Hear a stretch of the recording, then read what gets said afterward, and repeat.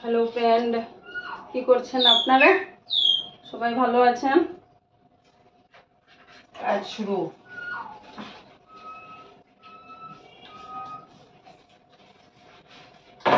এগুলি ধুয়ে নিচ্ছি।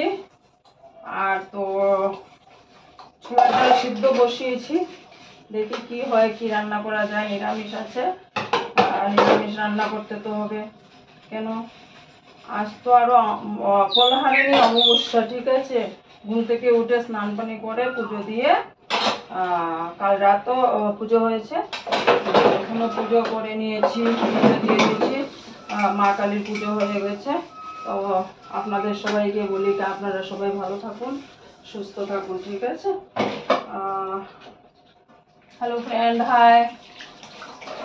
क्या कर रहे हो आप लोग सब? हाँ, आप लोगों ने खाना खा लिया होगा। मैंने तो अभी तक खाना नहीं खाया, अभी भी खाना नहीं पकाया, ठीक है। हमारे यहाँ पर बहुत ज़्यादा बारिश हो रही है, ठीक है।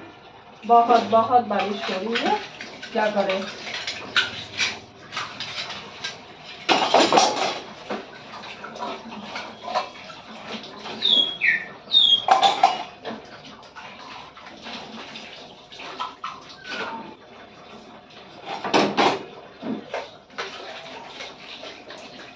खाना खाओ, बर्तन को, वही एक काम है लाइफ में, और क्या।